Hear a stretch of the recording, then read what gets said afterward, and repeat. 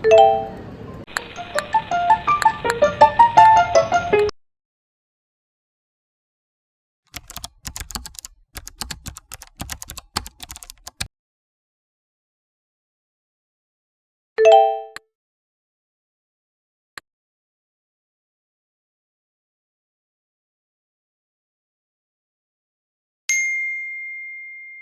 deh, masa katanya besok libur sih kampus?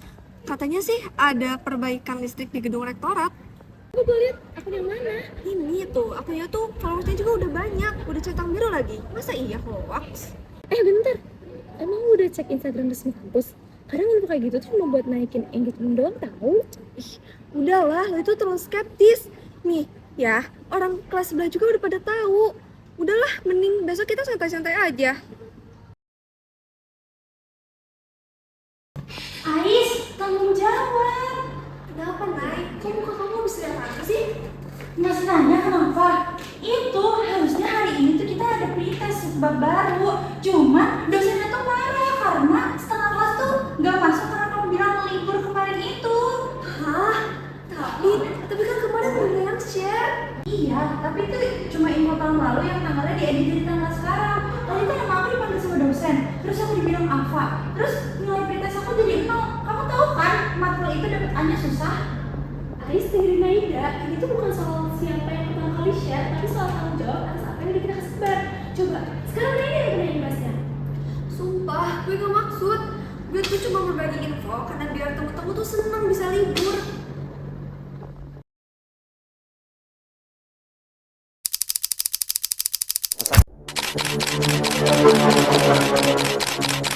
Kementerian Komunikasi dan Informatika menutup 1.321 konten hoax tentang isu politik. Aksi penipuan melalui media sosial kembali memakan korban. Kali ini yang menjadi korban Silsilah, seorang ibu rumah tangga asal Kecamatan Kalidoni, Palembang. Isu penculikan anak disertai video potongan tubuh yang beredar melalui pesan berantai WhatsApp 2 hari terakhir sempat membuat warga Palembang Polisi resah. menangkap seorang mahasiswa atas penyebaran berita bohong di media sosial.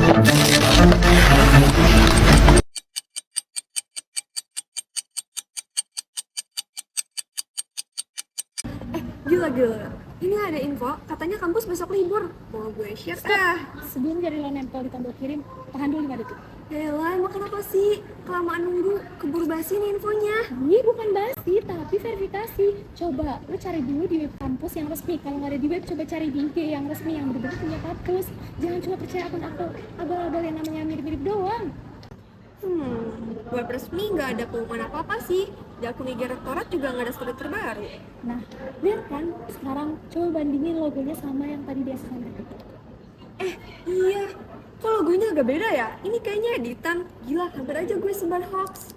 Saatnya perkembangan media sosial menjadikan informasi sekecil apapun cepat sampai ke masyarakat.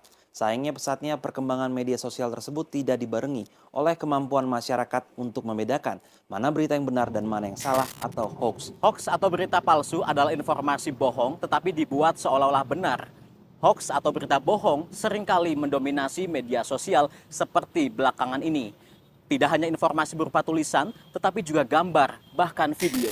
Sejumlah penelitian di luar negeri dan Kementerian Komunikasi dan Informatika mencatat masyarakat Indonesia malas membaca buku, tapi sangat suka menatap layar gadget berjam-jam, ditambah paling cerewet di media sosial. Kecepatan jari untuk like, komen, dan share dinilai melebihi kecepatan otaknya. Padahal informasi yang disajikan belum tentu benar. Ujungnya, masyarakat Indonesia menjadi sasaran empuk untuk provokasi dan hoax. Guru itu beban negara. Banyak di media sosial saya selalu mengatakan, menjadi dosen atau menjadi guru tidak dihargai karena gajinya nggak besar. Ini juga salah satu tantangan bagi keuangan negara.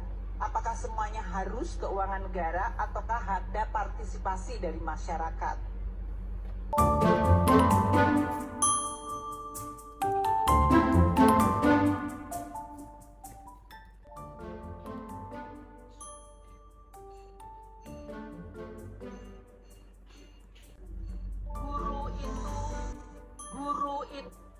Guru itu beban negara. Itu beban negara. Banyak di media.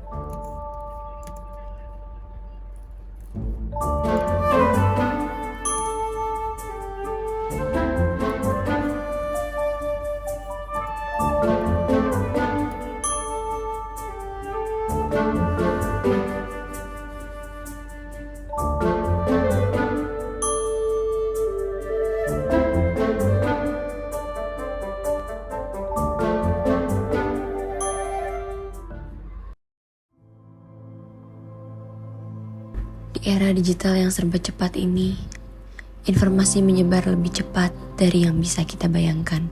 Dalam hitungan detik, sebuah pesan bisa menjangkau puluhan bahkan ratusan orang sekaligus. Tapi pertanyaannya, apakah kecepatan itu selalu membawa kebaikan? Hoax atau informasi palsu bukan sekedar fenomena yang terjadi di luar sana. Ia hadir di ruang-ruang yang paling dekat dengan kita, grup keluarga, lingkaran pertemanan, bahkan komunitas akademik. Ada beberapa faktor yang membuat seseorang mudah mempercayai dan menyebarkan informasi yang belum tentu benar. Dari sisi personal, dorongan untuk menjadi yang pertama tahu atau keinginan untuk tampak peduli dan membantu seringkali mengalahkan nalar kritis. Kita bertindak berdasarkan emosi, tanpa jeda, tanpa verifikasi. Dari sisi sosial budaya, kita tumbuh dalam budaya kolektif yang mengutamakan kebersamaan. Meneruskan informasi terasa seperti bentuk kepedulian norma sosial ini. Tanpa disadari, bisa menjadi celah masuknya informasi yang salah. Dan dampaknya tidak pernah kecil. Bagi diri sendiri, menyebarkan hoaks meski tanpa niat buruk merusak kepercayaan orang lain terhadap kita. Kredibilitas yang dibangun bertahun-tahun bisa runtuh dalam satu kali klik. Bagi orang lain, mereka menanggung konsekuensi dari keputusan yang diambil berdasarkan informasi yang salah. Waktu terbuang, kesempatan hilang, dan kepercayaan pun ikut terkikis. Bagi lingkungan yang lebih luas, hoaks menciptakan kebisingan informasi yang mempersulit siapapun untuk membedakan mana yang nyata dan mana yang tidak. Lalu, apa yang bisa kita lakukan? Literasi digital bukan hanya tentang bisa menggunakan teknologi, tapi tentang bijak dalam menggunakannya. Para ahli komunikasi dan psikologi menekankan pentingnya berpikir kritis sebelum bertindak. Berhenti sejenak, tanya pada diri sendiri, dari mana informasi ini berasal? Siapa yang menerbitkannya? Apakah sumber lain membenarkan hal yang sama? Prinsip ini dikenal dengan verifikasi berbasis literasi media. Sebuah pendekatan yang sederhana, tapi berdampak besar. Karena pada akhirnya kecepatan menyebarkan informasi bukanlah kebajikan. Kebenaran informasilah yang menjadi tanggung jawab kita bersama. Seperti yang ingin disampaikan dalam film ini. Ambil jedamu, gunakan waktumu. 5 detik sebelum share bisa mengubah segalanya. Ternyata jadi orang yang paling update itu nggak ada gunanya kalau hal yang kita update adalah kebohongan. Literasi digital bukan cuma bisa pakai HP, tapi bisa mikir sebelum menggunakan jari. Ingat, setiap kali kita menekan tombol share, kita itu sedang menyebarkan pengaruh. Pastikan pengaruh yang kita sebar itu positif, bukan menyesatkan. Saring sebelum sharing, cek sumbernya, faktanya, lalu sebarkan. 5 detik saja untuk memeriksa bisa menyelamatkan reputasi dan masa depan orang lain. Jadilah pengguna internet yang cerdas, Bukan menyebar hoax yang tidak jelas.